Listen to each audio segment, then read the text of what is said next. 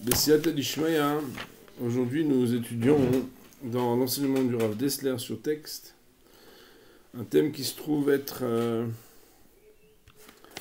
dans le volume Dalet, donc Chalek Dalet, et c'est à la page 121.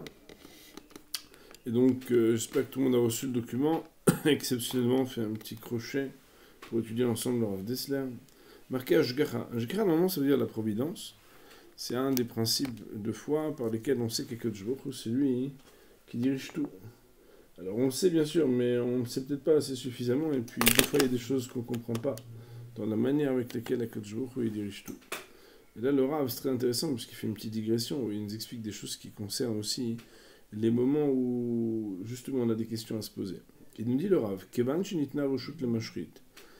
À partir du moment où a été donnée la permission aux forces destructrices de détruire. Comme on sait, le Memrat Razal, il y a un adage talmudique, un adage de Midrash qui dit qu'à partir du moment où il a été donné la permission aux destructeurs de détruire, alors Enomafrin ben Tzadik le Racha, il ne fait plus de différence entre le Tzadik et le Racha.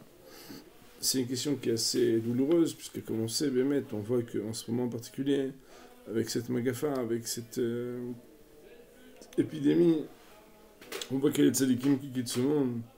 Zecher, Zichronam Livracha. Alors on va essayer d'étudier un peu marqué.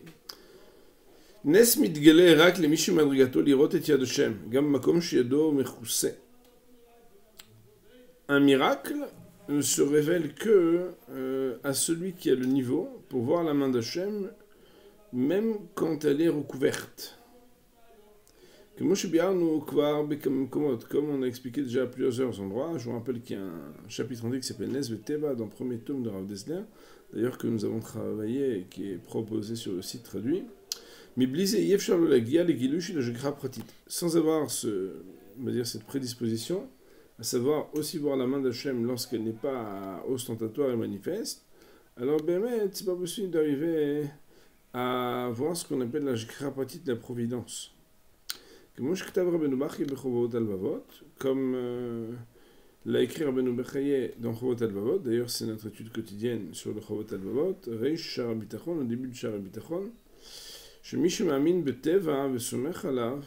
qu'il écrit là-bas que celui qui donne sa foi et sa confiance dans la nature et qui s'appuie sur la nature, dit non, puisque tu crois dans la nature et c'est ton assurance, eh ben t'as qu'à être justement mis dans les mains de la nature. Autrement dit, ce en quoi tu crois, c'est ce en quoi tu vis.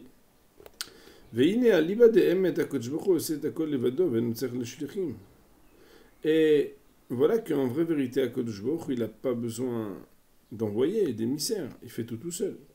Et tout ce qu'il parle, il passe par des émissaires ou par des forces qu'il mandate, par exemple par des anges ou par des forces naturelles. C'est juste que, à nos yeux, il apparaît que ce qui a été fait est fait par un shliach. Parce que pour nous, c'est difficile de dépasser la vision qui est naturelle. C'est-à-dire d'arriver à dépasser ce que l'on voit pour comprendre que le monde y marche selon ce que l'on sait.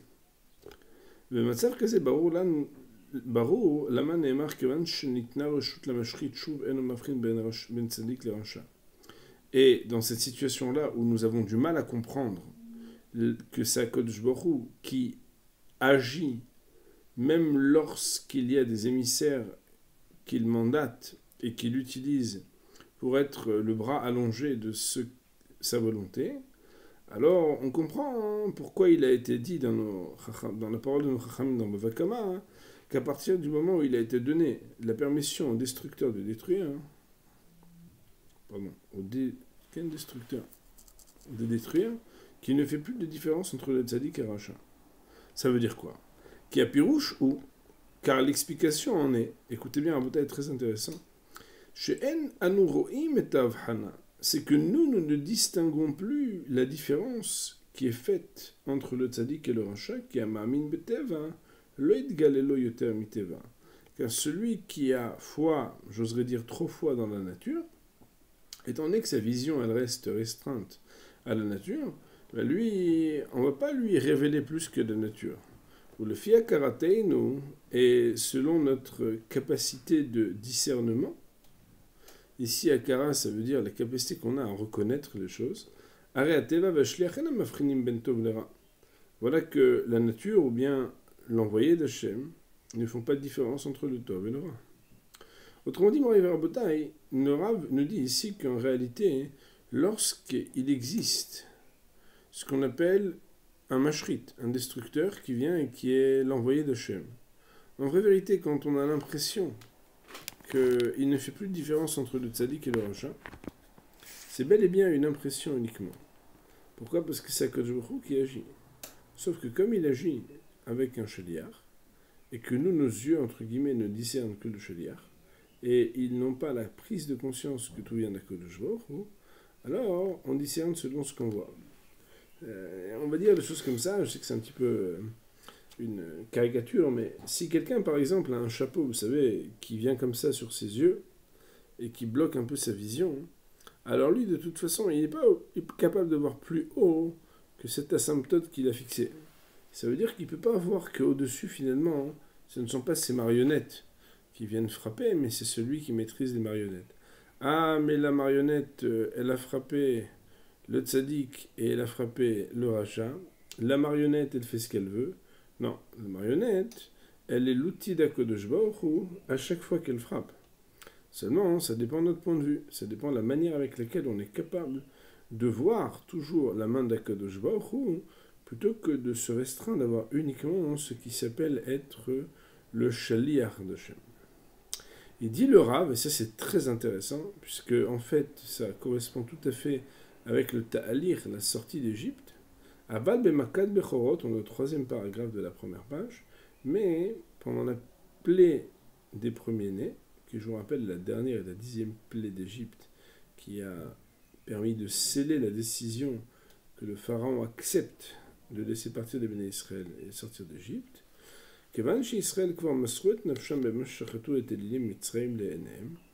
à partir du moment où les béné Israël ont été dévoués au point de pouvoir égorger les dieux égyptiens devant leurs propres yeux, et qu'ils ont placé le sang, mais qu'ils ont placé le sang sur la porte de leur maison, ils ont été soutenus grâce à cela d'arriver au niveau de discernement que tout n'est que la main d'Akadosh Baruch Hu, la réalisation de la volonté d'Hachem, et automatiquement ils ont été sauvés de cette épidémie. Pourquoi ? Car alors ils ont été capables d'être différenciés de parmi les Reshaïm. Autrement dit, c'est eux qui ont été rendus capables. Mais en vraie vérité, ils l'étaient déjà avant. C'est un problème de perception. Mais la manière avec laquelle on agit et on réagit pour être dévoué à la volonté d'Akadosh Baruch Hu nous rend habilités à voir un lien avec Hachem au-delà de ce que n'aurait pu être restreint à une vision qui est limitative, de regarder le shlichim et pas Akadosh Baruch Hu. Il dit le Rav, c'est ça la dimension quand on dit qu'Akadosh Baruch Hu c'est lui-même qui a agi pour Makad Bechorot. Il y a marqué Alida Akadosh Baruch Hu bichvodo ou beatzmo. Très difficile de rentrer dans ces sujets-là, mais bichvodo ça veut dire par son honneur, par son kavod, ou beatzmo par son essence. Des sujets difficiles à expliquer. En tout cas, il dit le Rav Aïnou, c'est-à-dire Sheraïnou bebeirut gdola oblit sel shel safek, que nous avons vu avec une lucidité grande, une limpidité grande, et sans avoir même une ombre de doute, Shadavar ou Maaseh Hashem be'atzmo, que cette chose-là, c'était l'action d'Akadosh Baruch Hu. Et d'ailleurs, le Rav nous dit, il nous donne une réflexion qui peut nous faire beaucoup réfléchir en ce moment, qu'il a itachem bedech hateva sheyamutu alfei bnei adam megifa berega echad, car il n'est pas possible, de manière naturelle, que meurent des milliers de personnes par une même épidémie en un seul instant.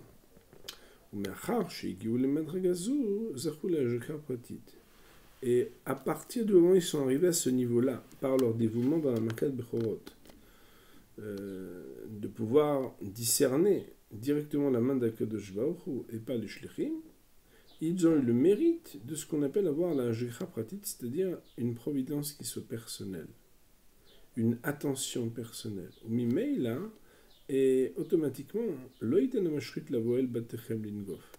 À ce moment-là, il y a une autre Memrat Chazal, un autre adage talmudique et midrashique qui se révèle, c'est que même si plus haut on a dit qu'à partir du moment où le Mashrit il a la permission alors, Enomafrim Ben Tzadik les rachats, mais quand quelqu'un il a été Moser Nefesh et qu'il a réalisé la volonté d'Akadosh Baruch Hu et qu'il s'est donc hissé plus haut pour arriver à être capable de voir la main d'Akadosh Baruch Hu, alors là, il y a quelque chose d'exceptionnel qui se passe, c'est Loïten Amashrit, la Voel Batechem Lingof. Le destructeur ne peut pas frapper les maisons de ceux qui ont égorgé le Korban Pessah et qui ont mis le sang sur les mezuzot de leur maison. Alors en réalité, avec nos amis, quand on étudie ce texte, on a quand même une difficulté. C'est de se demander, finalement, est-ce que c'est qu'un problème de perception ou est-ce que c'est un problème d'habilitation ? Voilà que lorsque on imagine les Bnei Israël, avant même qu'ils aient été Moser Nafsham, d'égorger les dieux égyptiens, comme ça leur était demandé, avant même de faire cette action, ils étaient capables de faire cette action. Donc ils avaient cette sitkut. Et pourtant, il n'y avait pas ce discernement qui a permis que Loïten Amashrit Lavoel Batechem Lingof. La question qui est posée ici, c'est est-ce que c'est cet acte dévoué qui les a rendus habiles et à même d'être sauvés, ou est-ce que tout simplement, finalement, cette action-là, elle leur a fait juste changer de lunettes ? C'est-à-dire que même si, apparemment, tout le monde est frappé de la même manière, lorsque on se dresse à un niveau de perception qui relève de ce qu'on appelle la Hashgaha Pratit, et pas la Hashgaha Klalit, même dans le sens négatif, ça veut dire être capable de comprendre que même si, d'apparence, le bâton vient frapper sans distinction le tzaddik et le rachat, en définitive, celui qui arrive à regarder plus haut comprend que à chaque coup, il y a la main d'Hachem qui est prolongée par ce shaliach et qui frappe. Et bien que ça voudrait donc dire que finalement, si le sort paraît être un sort commun, sans distinction, celui qui sait voir la main de Akadosh Baruch Hu, il peut comprendre que c'est comme si pour chacun, il y avait une épidémie personnelle qui venait par une volonté particulière et singulière d'Akadosh Baruch Hu, frapper chacun comme il aurait pu le faire de manière très différente. Et ça, c'est quelque chose qui reste un petit peu flou dans les mots du Rav Dessler. Et c'est la raison pour laquelle je propose l'ouverture à ces deux lectures plutôt que de restreindre, n'est-ce pas ? Tournons la page et continuons, si vous voulez bien. Nous venons de passer donc à la page 122. Et le Rav nous dit, Te'amim le'issorim, la raison des épreuves. Et là, Moray Rabotai, on rentre dans un sujet qui est crucial, puisqu'indépendamment de ce qui s'appelle l'épidémie, la mort, de manière plus générale, il y a ce qu'on appelle la notion d'épreuve de la vie. Kashama navi lasha viket yel benechem musar lo lakhu. Lorsque Jérémie, le prophète, a dit dans les versets « C'était en vain que j'ai frappé vos enfants, car ils n'ont pas pris la leçon. Apirouche ou sha'onesh ou shav rak klape adam. L'explication est que la punition a été vaine uniquement vis-à-vis de l'homme. Chez l'olamad minamaka, qui n'a pas, j'oserais ajouter le mot, su apprendre du coup qui lui a été porté.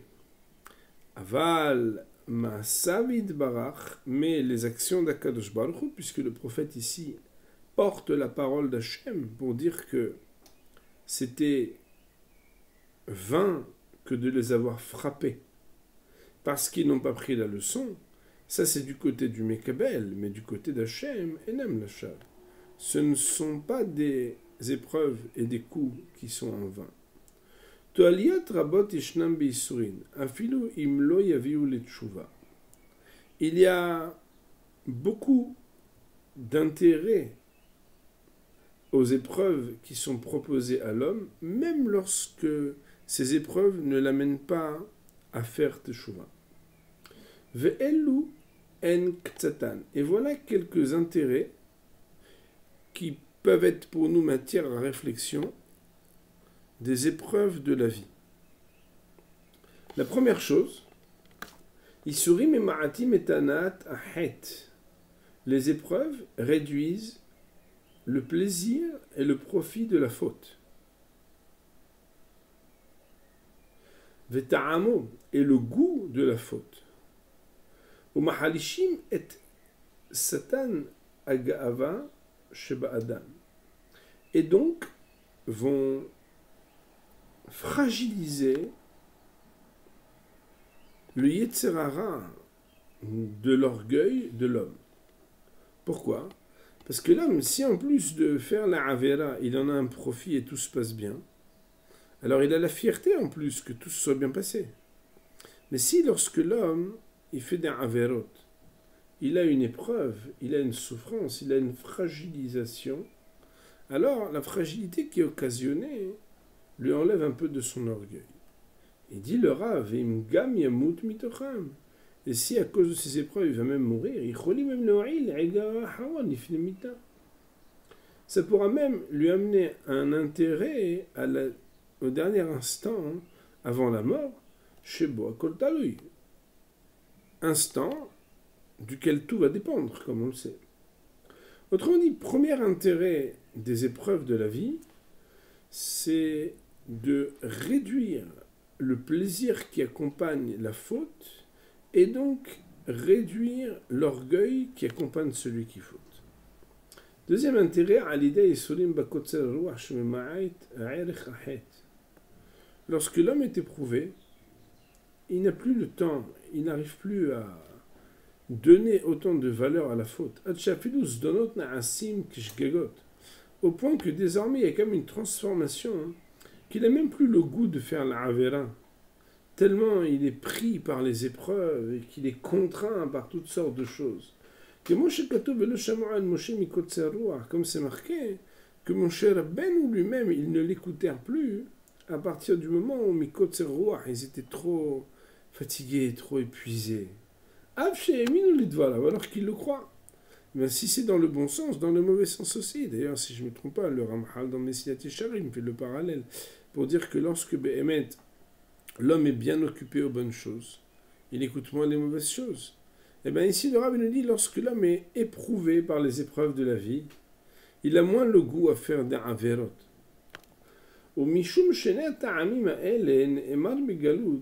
Et à cause de ces deux raisons que nous avons citées, il est dit à propos de l'exil,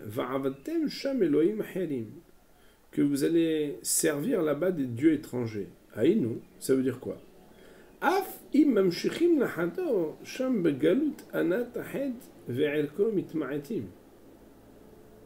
Même si Béhémet est des gens qui continuent à fauter, mais le plaisir de la faute, la valeur qu'on donnait comme valeur absolue à la faute, se réduisent.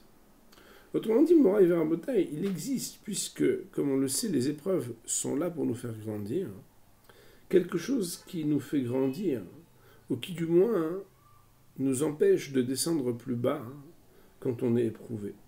Premièrement, on n'a plus la même fierté et le même goût. Deuxièmement, on n'a plus le même entrain parce qu'on est fatigué. Alors quand les gens nous disent tu viens faire une avera, on dit écoute, j'en peux plus, je n'ai pas la force, je ne peux pas. Et ça, c'est donc même lorsqu'une personne ne va pas faire teshuva à cause des épreuves. Il nous dit le Rav, Keshem Shegeinom Metaken Nefesh Adam. Et là, c'est un troisième point. De la même manière que le Gehinom, même si c'est un sujet qui reste abstrait pour nous, va arranger Nefesh Adam, va permettre de corriger certaines choses de l'homme, alors qu'on sait bien, après la mort normalement, il n'y a plus de teshuva qui relève du libre arbitre, puisque quand on quitte ce monde, on n'a plus de libre arbitre. Et pourtant, malgré le fait qu'il n'y a plus de libre arbitre, l'homme a quand même une correction, un tikkun, une amélioration. Le Rav utilise ici une expression de dire, c'est que le feu du regret va brûler l'impureté des fautes de manière automatique. Autrement dit, il y a quelque chose qui va faire, on va appeler ça un affinement et une éradication. Et de plus, celui qui faute, avec ses fautes et la punition,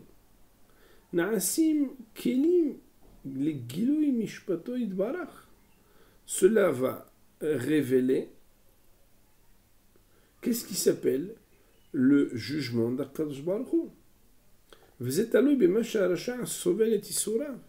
Lorsqu'on voit que le rachat il supporte et il reçoit les épreuves, alors finalement il existe une manière avec laquelle il participe, non pas de gré mais de force, non pas volontairement mais malgré lui, à révéler quelque chose d'Akadosh Baruch Hu. Et même si il n'a pas choisi, puisque si on l'avait demandé, certainement il aurait dit qu'il n'en veut pas. Mais quoi qu'il en soit, la manière avec laquelle se révèle ce qui est le Yichud Hashem se fait automatiquement. Autrement dit, Moraï Verabotay, le troisième point qui est donné ici, je pense qu'il faut le commenter de la manière suivante. C'est que nous avons l'habitude que la manière avec laquelle il y a un Gilouï Kavod Hashem, il y a une révélation qui reste, comme on le sait, être le but ultime de la création, puisque Kol bara lichvodo, et que Kol masher akadosh baruch hu bara be'olamo lo bera ola lichvodo. Alors, finalement, on se dit, mais dans les épreuves, où est le Kvod Hashem? Surtout si la personne ne fait pas de Teshuvah. Et il nous dit le Rav, de toute façon, on sait bien que dans le Gehinnom, il y a, oui, quelque chose qui se révèle du Kvod Shamayim. Alors que la personne n'est pas dans le choix, puisqu'il n'y a plus de Behira, il n'y a plus de libre arbitre. Et bien, de la même manière, et comment l'expliquer? C'est parce que automatiquement là-bas, il y a quelque chose qui renvoie l'homme au résultat de ses actions, où là-bas il parle du fait d'être dévoré, littéralement brûlé de son regret. Bien de la même manière, lorsque quelqu'un reçoit une punition, une épreuve, une souffrance, il ne l'a pas choisi. Mais le fait qu'un rachat ou que quelqu'un qui a fauté reçoive cette souffrance participe à ce qu'on appelle le giloui, de ce qui s'appelle le mishpat d'Hashem. Ce qu'on appelle le giloui du Yihoud. Ça veut dire que personne n'échappe à la volonté d'Akadosh Baruch Hu. Et dit le Rav, ça peut toucher tout le monde. Tout un chacun dans ses épreuves. Mais le Rav, il dit qu'il y a quelque chose de particulier pour les Isurim des Tzadikim. Les Isurim des Tzadikim, yesh bem to'aliot yoter mishel reshaim. Jusqu'à présent, on a parlé des gens qui n'étaient pas des Tzadikim, on pourrait dire des gens qui sont des reshaim. Mais là, maintenant, on va dire qu'il y a des intérêts supplémentaires dans la Hanaga d'Hashem, aux épreuves qui sont données aux Reshaim, pardon, aux Tzadikim, plus qu'aux Reshaim. Veze bekama panim. Et cela, sous différents angles. Umehem, et voilà qu'on va en citer quelques-uns.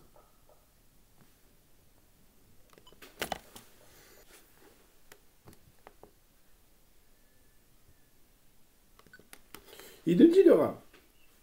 Premièrement, Keshen Po'alim En Tzorech Bekelim.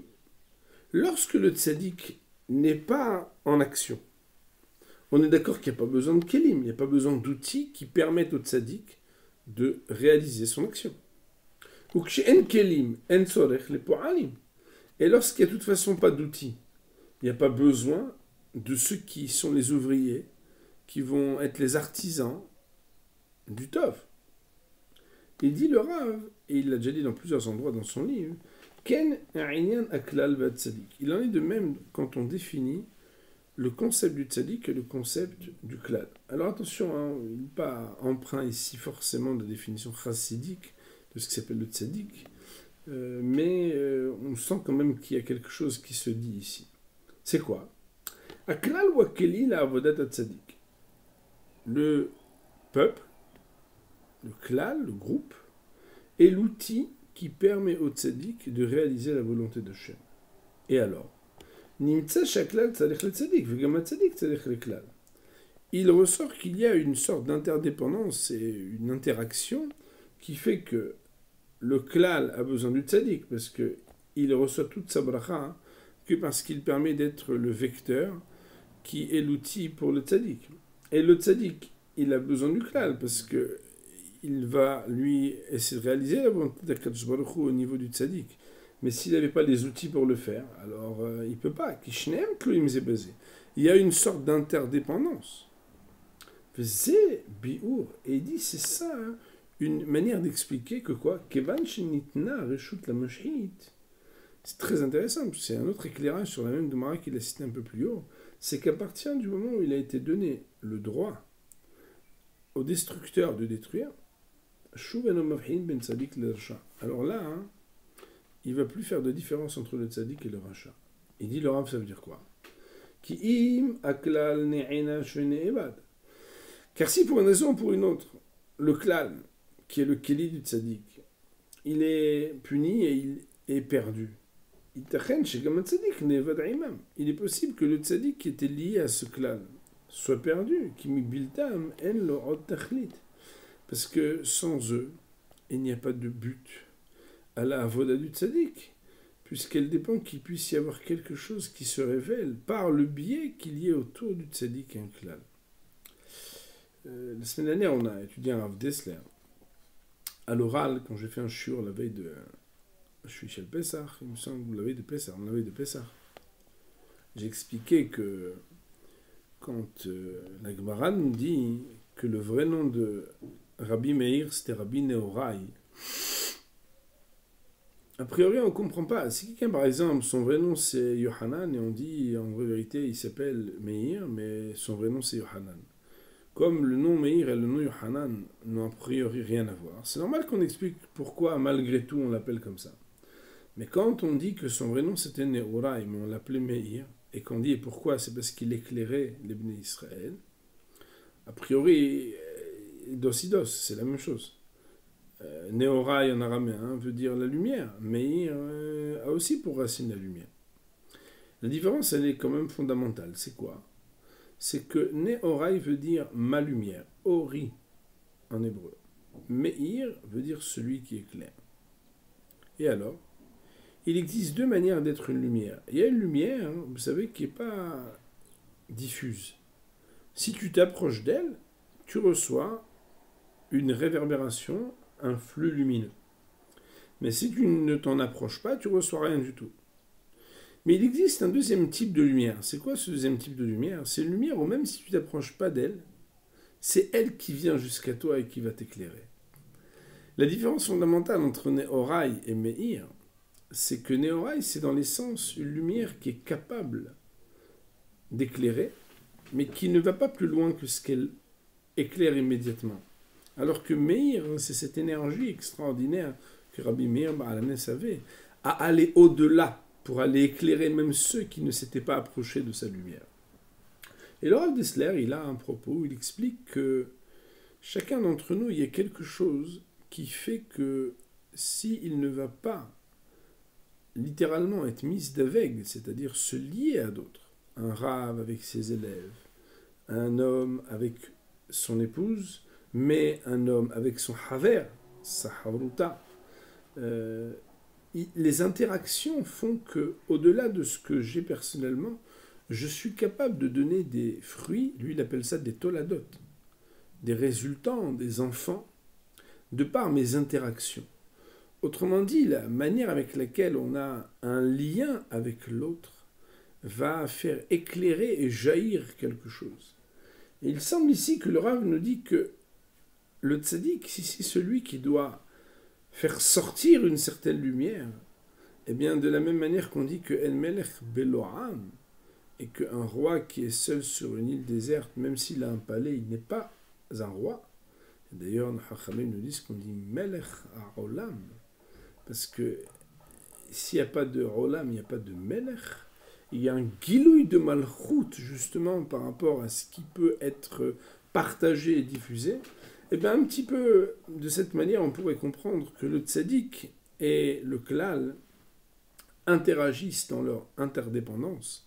C'est que s'il y a oui une mission qui est haute du côté du tzaddik, cette mission, elle ne peut pas être révélée, elle ne peut pas être accomplie sans que le klal ne soit là. Si bien que ce soit parce que le klal doit être perdu, alors le tzaddik pourrait l'être aussi par conséquent. Ou que ce soit parce que le tzaddik devait être perdu, que le klal aussi pourrait être perdu par conséquent.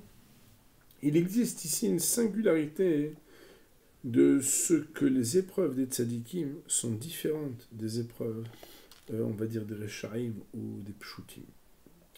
Deuxième point, il nous dit le Rav, Od behina beze, autre dimension à ce sujet.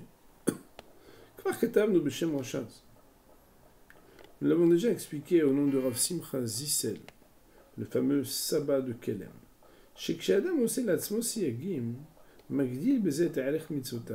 C'est lorsque l'homme se fait à lui-même certaines barrières, alors il fait grandir la valeur de ses mitzvot. Que Moshe Matzinu, comme nous avons trouvé, que le nazir, il est surnommé un être saint. Pourquoi ? Parce qu'il a pris sur lui un vœu d'abstinence du vin. Autrement dit, parce qu'il en a fait un peu plus que les autres, il est considéré que ses mitzvot et sa kedusha est plus haute et plus grande. Bien évidemment, dans Rav Botan, nous avons un shiur qui s'appelle Tzadik Chassid Vekadosh, pour expliquer que dans la vie, on ne brûle pas les étapes. On ne rentre pas dans la mystification de soi-même, à vouloir d'abord être un kadosh avant que d'être un tzadik et un chassid. Pas vraiment notre sujet, mais on avait déjà abordé ce sujet-là avec nos amis, c'est qu'avant tout, il faut la rectitude de la loi. Après quoi, on peut aller un peu au-delà de la loi, parce qu'on a la Ahavat Hashem. Et enfin, on arrive à la Kedusha, mais c'est un sujet que le Ramchal appelle Tehilato Ishtadlut Vesofo Gemul. C'est que la Kedusha, elle touche celui qui fait des efforts après avoir déjà fait ce qu'il doit et ce qui serait souhaitable par HaKadosh Baruch Hu. Et après, il y a quelque chose qui se passe qui, entre guillemets, lui est donné en contrepartie d'un travail. Mais ce n'est pas quelque chose qui se produit ni immédiatement, ni uniquement par l'homme. Ce n'est pas notre sujet vraiment maintenant. En tout cas, il dit le Rav Ekot Sheken Imerbim Mitasefim Me'osim Ya'atzmam Seyagim L'Shem Shmirat Torah. Et a fortiori, lorsqu'il y a un grand groupe qui se mettent ensemble et qui font attention à mettre des barrières pour garder la Torah, Erech Avodatam Mit'ale. La valeur de leur service de Torah grandit. Ve'eno dome mi'ut osim et mitzvot, l'abim osim et mitzvot. Et bien évidemment, mon rêve rabotai, quand on est 3 personnes à faire une certaine mitzvah, quand on est 10 personnes ou 100 personnes à faire une mitzvah, ça n'a pas la même valeur. Autrement dit, mon rêve rabotai, ça veut dire quoi ? Ça veut dire que, par exemple, quand on est dans un quartier ou dans une yeshiva ou dans un endroit où on a, par exemple, des jeunes filles qui font attention à leur mode vestimentaire, des garçons qui font attention à leur manière de penser, de regarder, de parler, bien évidemment, leur avoda et leur kedusha élevé beaucoup plus haut.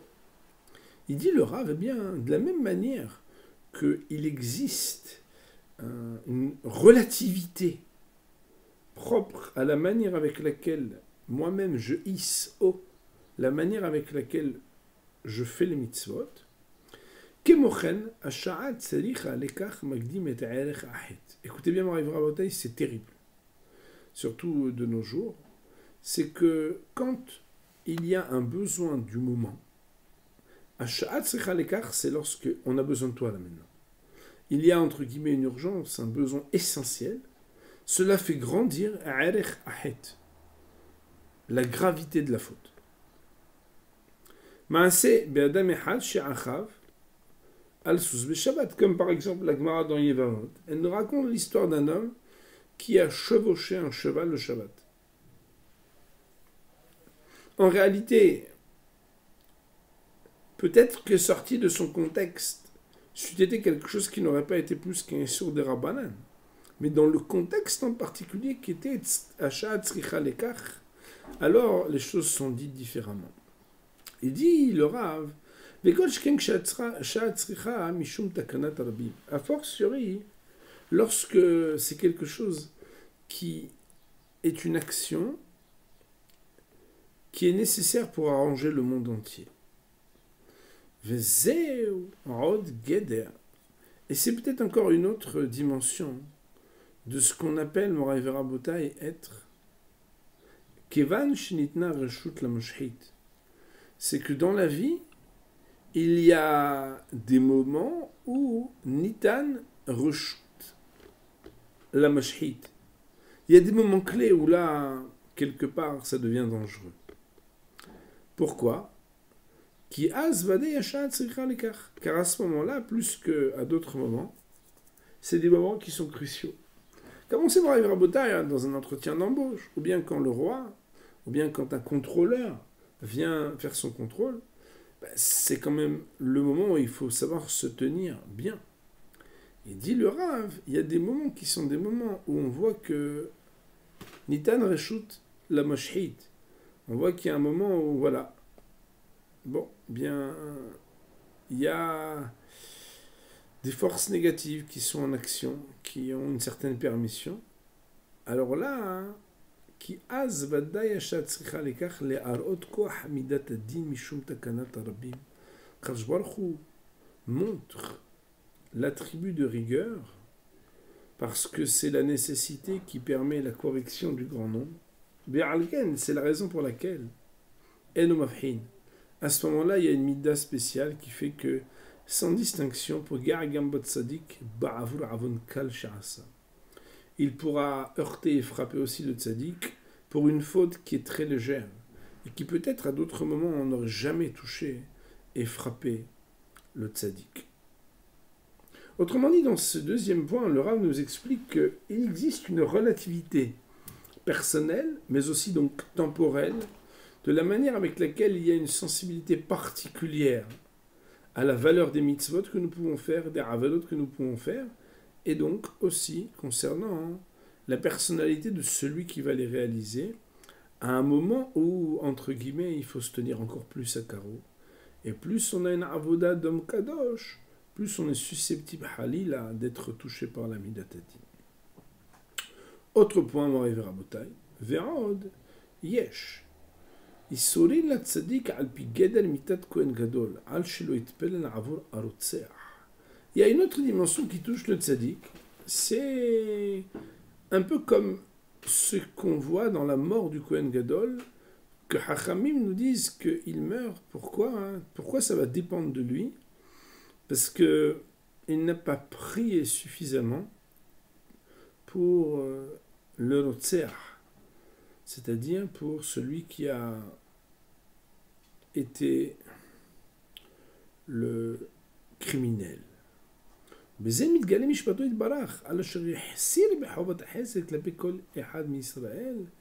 par cela va se révéler une règle qu'Akadosh Baruch Hu il a dressée, que un homme qui est tzaddik, il doit être rempli de devoirs de Hesed pour le grand nombre, pour tout Israël. Et c'est la raison pour laquelle des fois bien des tzaddikim quittent ce monde. Parce qu'avec eux, Akadosh Baruch Hu, il est encore plus dur, parce qu'il attend encore plus de grande Avat Israël. Bien évidemment, Moraï Verabotai, ce qu'on étudie, c'est dans un certain temps, dans un certain contexte qu'on a choisi de les étudier. Mais c'est absolument pas pour en faire une interprétation, mais juste pour essayer de comprendre et de réfléchir ensemble. Il dit le Rav, quatrième point de réflexion sur les Issorim du Tzadik, Ta'am le Tzarot Akelal, la raison qui peut toucher, être la souffrance du grand nombre. Shema'ati me Rav Ba'abad. J'ai entendu du Rav Ba'abad. Et là, Rabotai, je crois comprendre, mais je ne suis pas sûr dans quel contexte il a parlé. Mais il me semble que c'est juste après la guerre. Mais je vous laisse peut-être comprendre de vous-même et déduire de vous-même ce que vous pouvez en déduire. Chez Rabbi Ma'avru al-Lama Titra'u, que bon nombre ont transgressé le Lama Titra'u. C'est quoi? Ils ont été réclamés au Goïm avec un esprit patriotique, verroulé, etc. Autrement dit, avec un projet étatique. Bemakom havikimat rega. Au lieu de se cacher un instant, jusqu'à ce que la tempête ne passe, pour reprendre les mots du prophète, qui disent Lech ami bobahaderecha, usgor de la traba'adecha, havikimat rega adi avor azab. Que quoi? Que normalement on eût dû se cacher un moment à Réouya les Zman Galout, parce que c'était un moment d'exil, un moment de grand exil. Et le fait d'avoir été réclamé chez les nations de manière patriotique quelque chose, ils ont à cause de ça engendré un renforcement d'attributs de rigueur contre eux. Et qu'à partir du moment où, malheureusement, les forces négatives ont eu le droit de frapper, alors c'était sans distinguo et sans distinction que ça a frappé le tzaddik et le rachat canal, comme on l'a expliqué plus haut. Pour respecter l'horaire le temps qui nous est imparti, on va dire pour aujourd'hui, Baruch Olam, Amen ve Amen.